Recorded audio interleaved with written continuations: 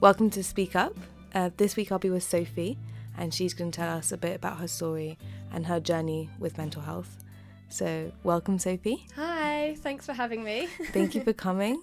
So I guess maybe tell us. Sure. So, like I was saying to you just now, I've kind of chosen, I guess, like a topic from my whole experience of mental health because, there's just so many years of things that I could talk about. But basically, today I'll be talking about 2 abortions that I've had. The mental health the poor mental health that really came from the first one, because it wasn't my choice to have it, and how I found the strength in myself, which I really admire to this day, to separate the second pregnancy from the first abortion, because I had my own choice of what to do in the second one, and I separated it from the first loss and terminated the pregnancy. But to this day I've never felt any shame or guilt about it, and I'm confident in saying that because I know, and I'll talk about how the first one left me, and it was truly in bits, and led my depression to becoming very suicidal. And that also came from what ended up being an abusive relationship, which of course I didn't realise at the time. And I guess I want to say as well, to anyone listening, it's whenever I have tried to talk about this in one go, I'm almost kind of, I don't know, I feel this sensation of failure in a way, because it's so hard to condense 6 years of my life into an hour. So I guess I just want people who are listening to respect that, I suppose, and listen, but know that they can't fully understand the pain of it. But anyway, I'll start. When I was 16, I was in a relationship and completely in love. But it's interesting because I always remember my ex, his best friend at the time, warning me about him slightly, and just saying, I don't think you should do this because he's a manipulative person. But of course, when you're in love and you fancy someone, and I hadn't had experience with guys before, so I just didn't really know what to do with that information. We were together for maybe 2.5 years. We went to a Catholic school. That's how we met. And basically where all of this started off, it was the fact that he wanted me to start taking the pill, but I didn't want to because I'd seen and heard loads of bad experiences of girls who'd taken the pill, and it really affects your mental state for one, and I was already kind of living with mild depression at that point anyway, right. So, and I hadn't actually spoken to anyone about that, so I just didn't really want to tamper with anything any further. I didn't want to go on the pill, but he was feeding me this rubbish, saying that when we have sex, he wanted to feel closer to me. And when I say that now, it's just embarrassing, to be honest, because of course that wasn't the reason why he didn't want to wear a condom. Yeah. And I'm not saying that this is the school's fault at all, because I know it's not. But I don't know how to say it, when you meet in the middle, the compromise, that's it, yeah. The compromise we came to, which I know sounds naive, but I guess I was back then, or we were anyway. And the compromise we came to was to not use any protection and go by it was just follow the calendar of your menstrual cycle. Yeah. I've heard that people, doing that before. Which of course isn't reliable, because so many girls' periods are not regular. And I wasn't totally comfortable doing that either, but my boyfriend kept persisting, and I definitely was not very good at like standing my ground back then. So eventually I gave in because it just saved me hassle, and you know, I just didn't know what else to say. So yeah, I fell pregnant, and how many years was that in the relationship? maybe like 18 months. Okay. Yeah. 1 year to 18 months, I'd say. And I remember his initial reaction was like, he started to cry and he hugged me. And that was it was a turning point for me, because I wasn't upset. I didn't expect it to happen at all, but I remember him saying to me, like, how are you not crying? You're so brave, blah, blah, blah. But I was thinking to myself, like, I'm not distraught by this. It's not like, I don't see it as something which is terrible. And that's when everything kind of started to, I don't know, the truth came to the surface, I guess, of what, I don't know, of how like things were different between us and everything.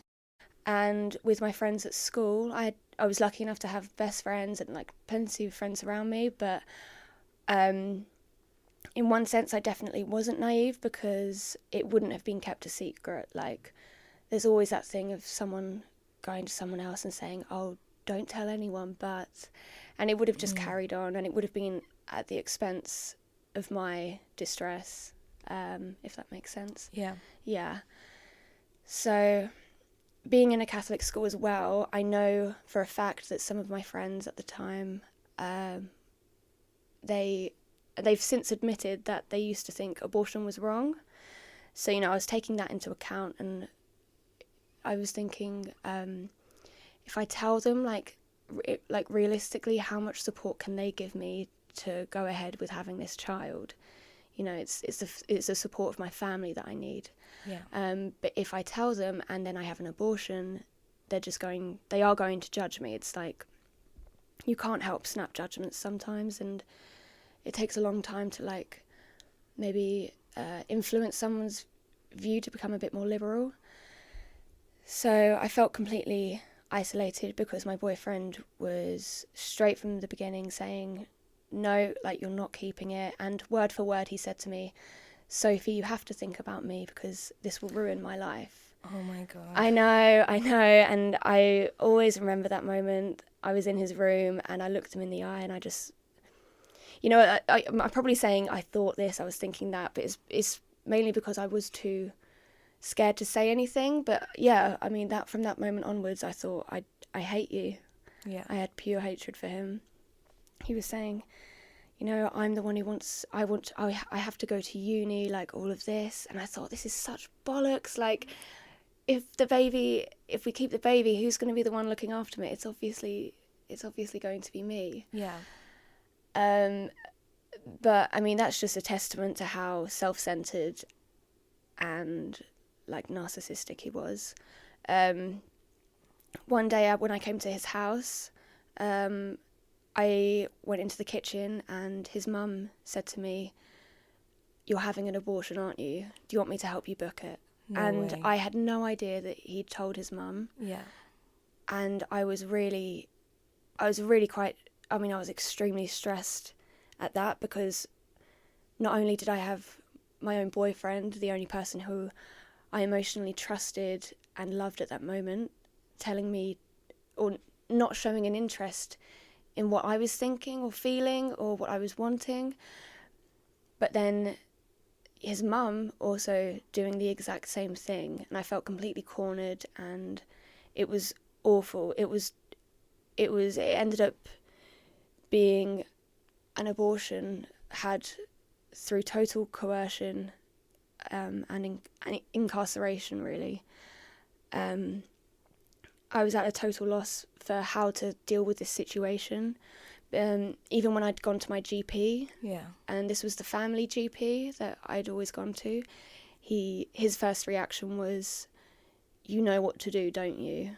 And that's so unfair. Yeah, and I just thought, it was just, you know, the couple of people who I did try and turn to, who I thought would be able to help, they just completely threw it back in my face. And I was 17, nearly turning 18, and like, yes, I know it's young, but the social stigma against, you know, creating life is just nonsensical in my opinion. And then there's also the stigma of having an abortion anyway, so I feel like it's just... You go wrong either way. Yeah. And yeah, so I was devastated before the abortion even happened, because I knew that was the imminent future I was about to begin. And I knew that whatever decision I'd made anyway, like, it was going to change my life forever.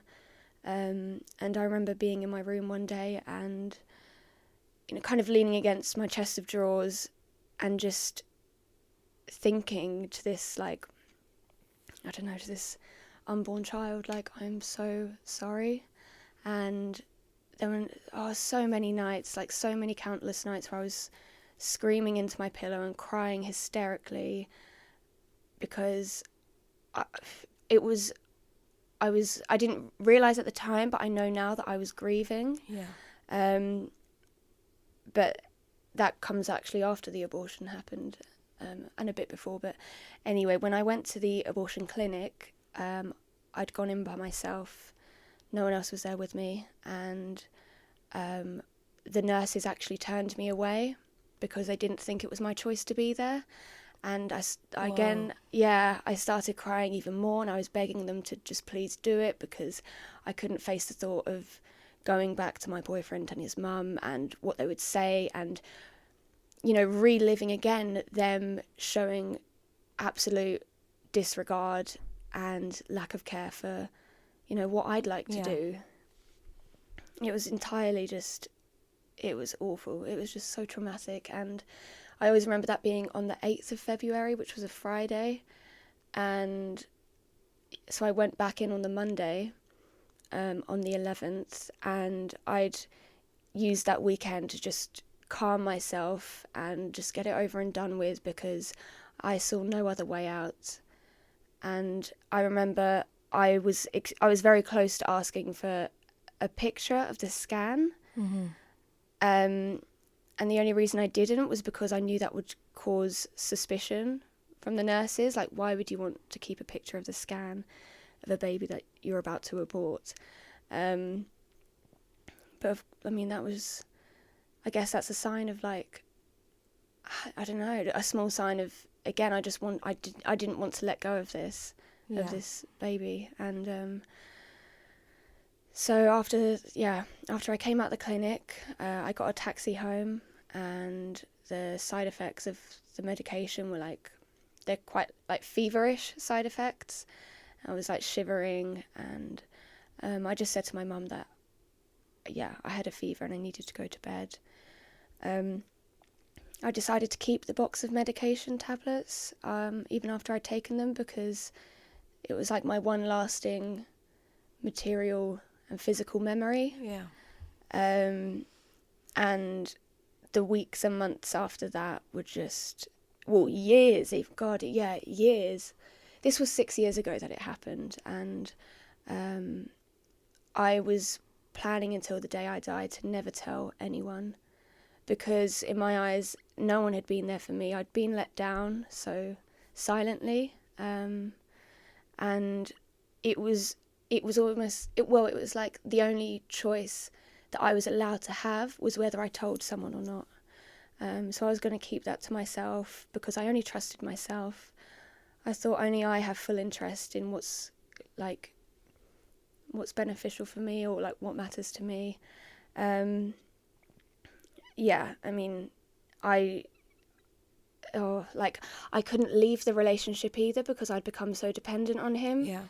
And in the following, immediately after the abortion, my perception of sex just changed, and I couldn't put myself through having sex. But my boyfriend would say to me, look, I'll give you a time period for you to get over this by, because if we don't have sex, then we can't be in a relationship. Word for word, he said that. God. I know.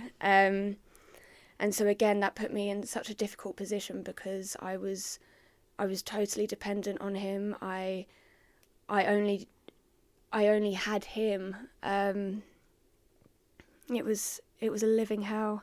And I remember one evening at his house, he was trying to have sex with me, but I was saying no, like I don't want to.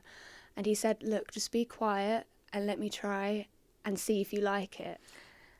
And I said, no, I don't want to do that. And he said, look, and he was telling me to shush. He was telling me to shush and to be quiet and wait to see if I liked it. And it began, but he wasn't stopping. And I said to him, like, no, I don't want to do this. Stop it. And again, he kept telling me to shush and he wasn't stopping. And I had to physically push him off me because, of course, he was starting to rape me. Yeah. Oh, and I thought, I tried confronting him about this like a couple of weeks later because I was so distressed, I was distraught, and I thought, how can you do that to me? How can you say that you love me and you've put me through all of this and now you're trying to rape me? And he said, like, only monsters do that. How can you accuse me of such a thing? You're making me feel uncomfortable. Stop talking about that. And so that was the end of that, and I was just becoming very quickly a total ghost of myself, while putting on the bravest face in school and at home because I couldn't allow anyone to find out about the abortion in the first place because nothing could change at that point. What had happened had happened. And yeah, so in the following months, he continued trying to have sex with me, and in the end, I just gave in. But what he said to me again as well after one of the times when I didn't even bother trying to push him off, he said, Sophie, it's like fucking a dead animal. Yeah. And it's just like, I mean, it was just, I don't even know how I got through like the years and everything. What did you do after? Did you have anyone to turn to when this was going on? No, I didn't tell anyone. No. You kept this all in. Yeah. While it was happening. Yeah, didn't tell a single person. I didn't tell anyone.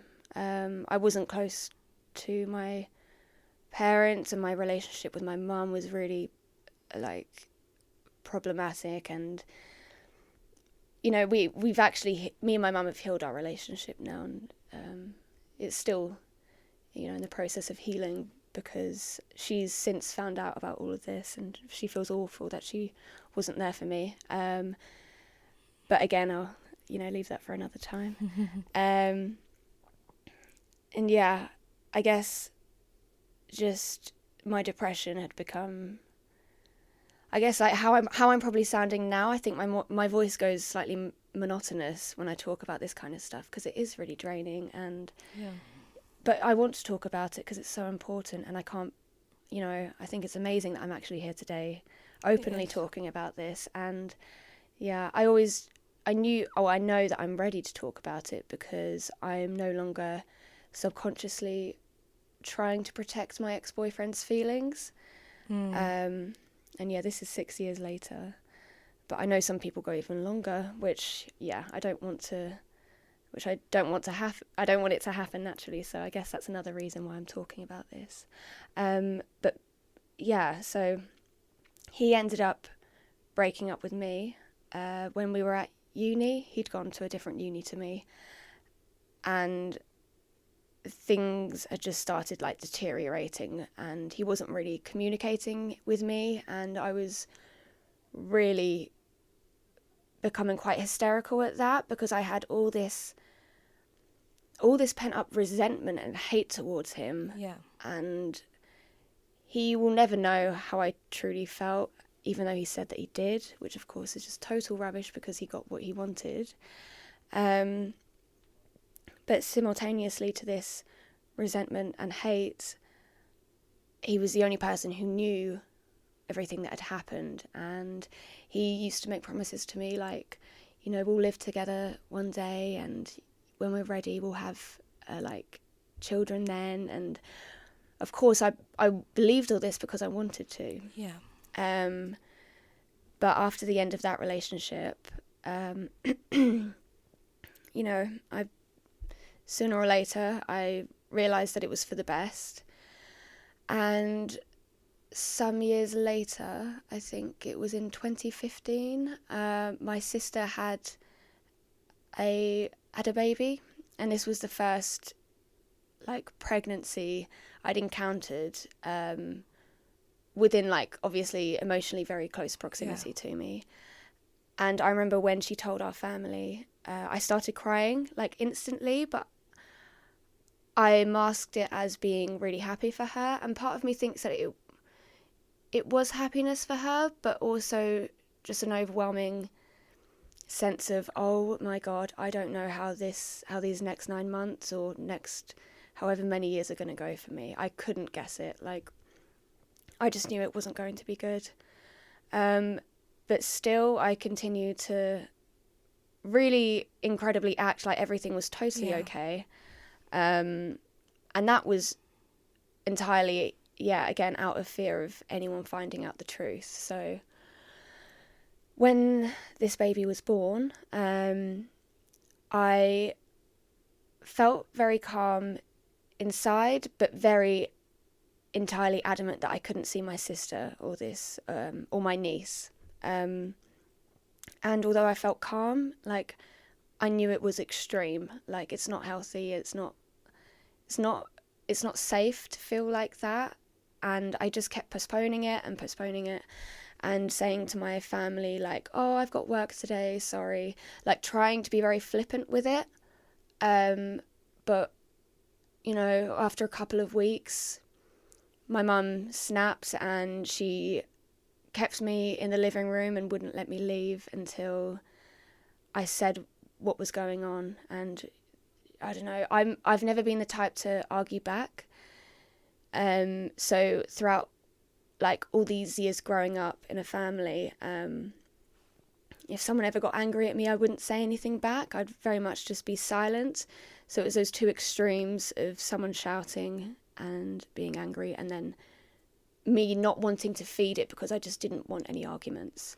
There was also, I now know, this massive confusion over what was going on with me in the previous years. I wasn't very happy at home, and my family always read that as me being a teenager, being difficult and, putting it down to hormones and stuff, which I found ridiculous and offensive. But of course I thought, if they can't pick up the truth about me being depressed, then they don't know me, and how am I meant to approach my parents about who I am?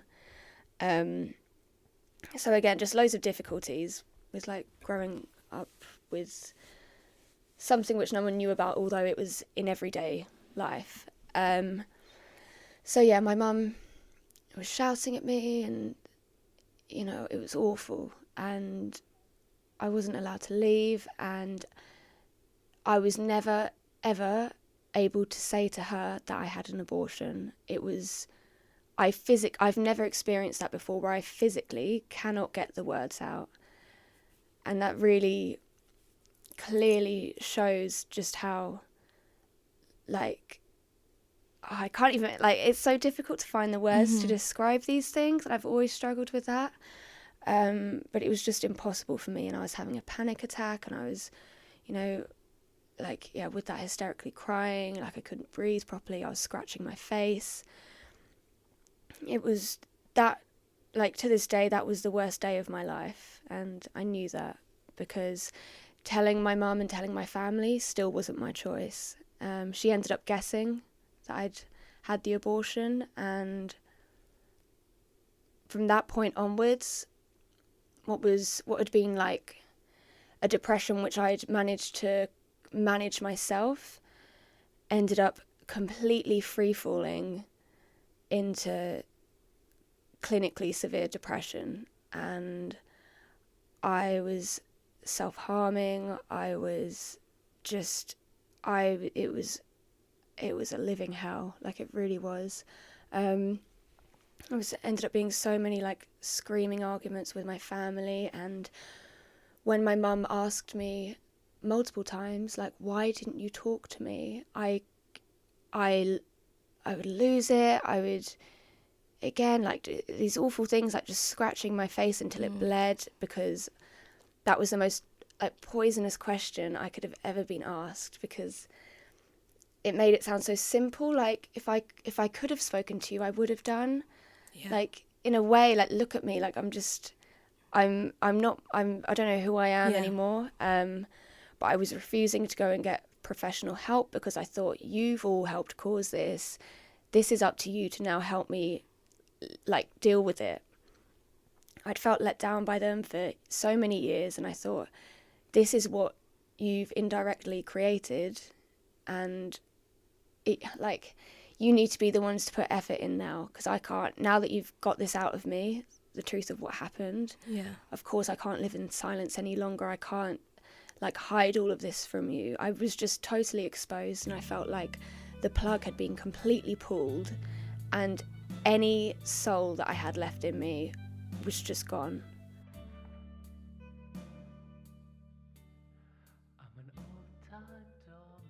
I mean, amazingly, I actually ended up having an incredible GP who really cared about me, and she was very, like, she was very personal, and she was a really important person in my life at that point, and she put me on fluoxetine, but the side effects from this fluoxetine, I mean, I almost couldn't imagine things getting any worse, but they did, and the self-harming completely just went out of control, and I'd be smiling and laughing with my friends, but in my head I'd be telling myself to cut my neck, and just these really, like, nasty things, and I would want to do it as well, and this was all happening over Christmas, and I completely lost my appetite, and I lost weight over Christmas, and, you know, that's not something which is normal. And I'd begun making plans to end my life. I'd planned for it to be between the Christmas and New Year, those set of days, because my family were going to Wales. And I remember on Boxing Day, them saying that they weren't going to go because they were worried about me, and I was begging and almost demanding that they go, and that I needed this time alone, because my relationship with them had gone from being quite distant to now extremely volatile from my part. Yeah. And I was demanding that they go, and that I just needed this space by myself. But it was because I knew that if they stayed, then, you know, I wouldn't go through with what I'd planned. And I'd actually been seeing an older man at this time, who was a guy who was 15 years older than me, and that in itself, I think, was a slight result of my head not being in a good place, and I was just doing these, like, slightly, I mean, the way I met him was slightly irresponsible, but yeah, I'll leave that. But he was very depressed as well, and I'd say the most selfish thing I've ever done is when I asked him to do a joint suicide with me. He said no, which, you know, is a blessing, really. Yeah. And so I was still going to go ahead and, you know, create this plan by myself. And I remember on one of the days between Christmas and New Year, like, I've never been able to articulate what stopped me, but I can definitely identify a turning point as to what stopped me, and it was a completely unconscious thought coming into the front of my mind, and that was the fact that my mum was going to walk through the door. And, you know, my plans hadn't even been to do anything inside the house, but it was a thought as simple as that, which immediately, it just started to steer me in a different direction. And it was, that thought of her coming home, and it didn't even develop further than that.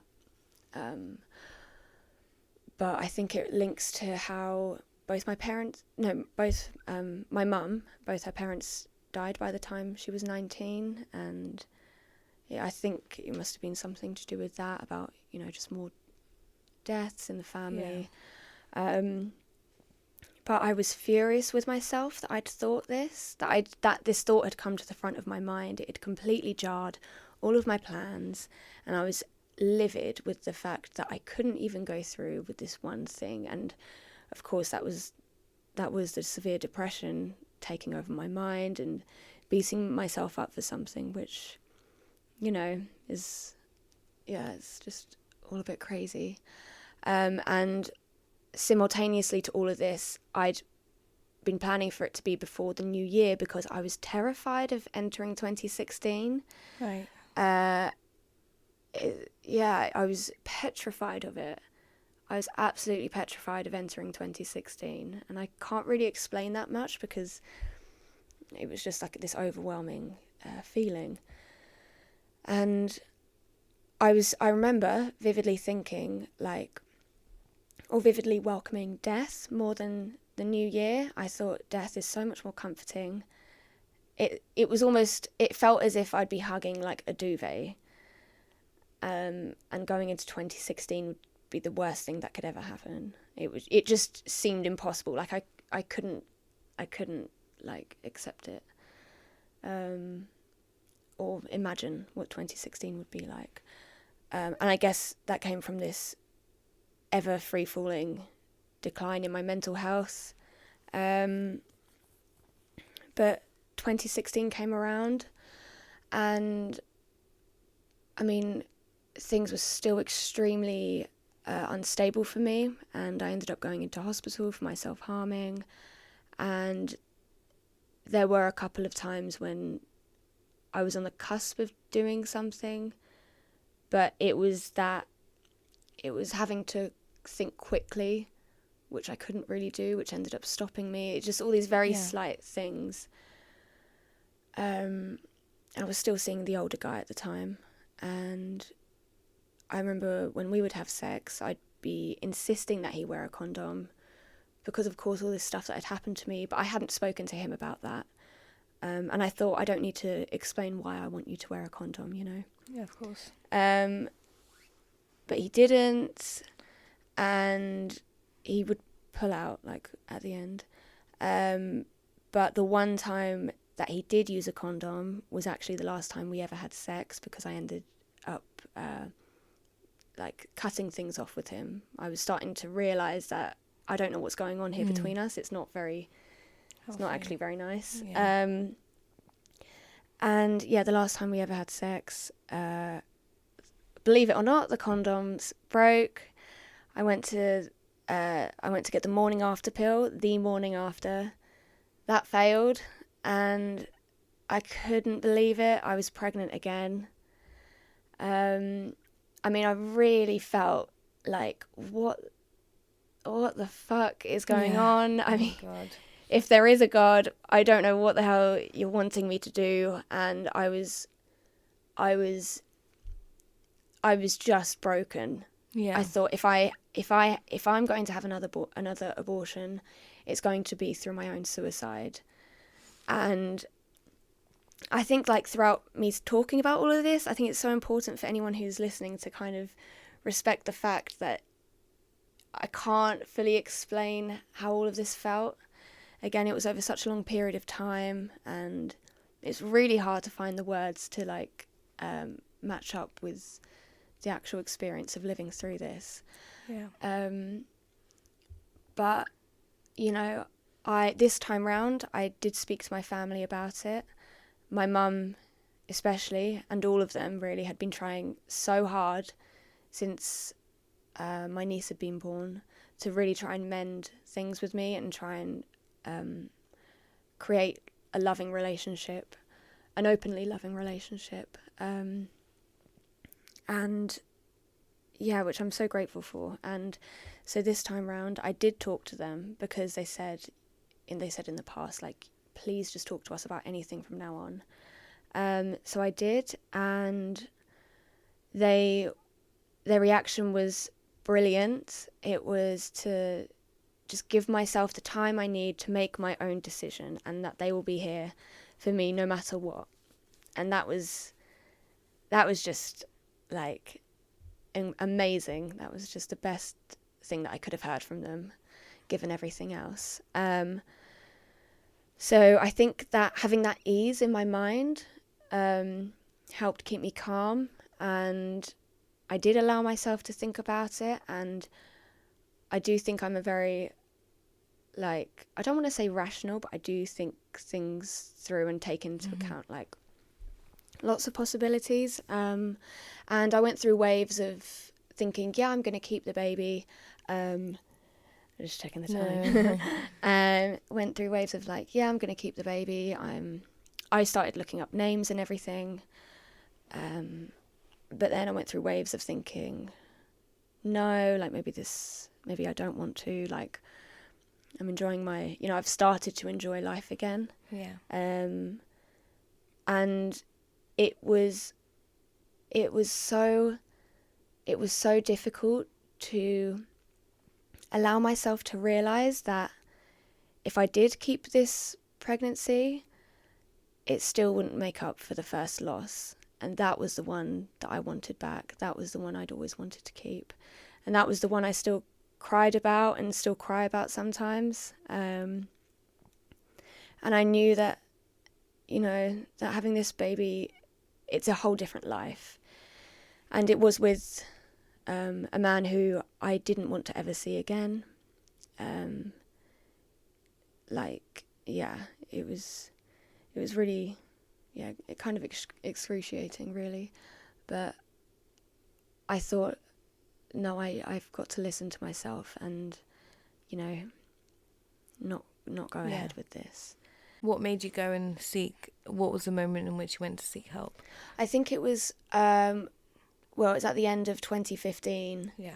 When, I'd made these plans and they didn't happen. And then I was in 2016, and when I'd gone into hospital, and it was just a total cry for help. Yeah. And I think I said that to them. I said, I'm desperate. I'm suicidal. This is all going on. Like, please, please, please.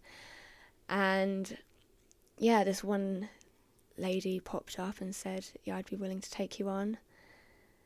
And I remember at first I actually hated it because I thought that they would have to be taking notes.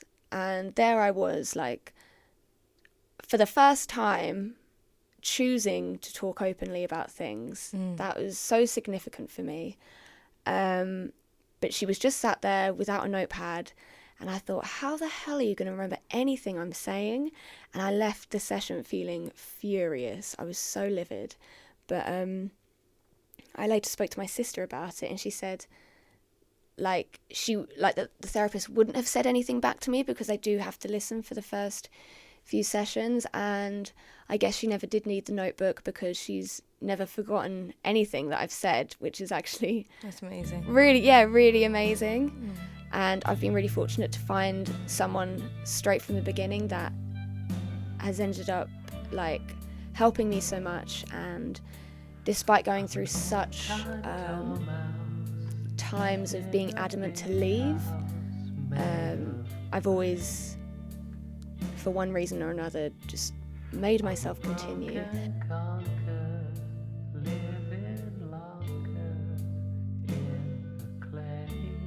Last year I graduated in a 2-1 in anthropology. Yeah. And I've travelled by myself to Prague and Marrakesh, and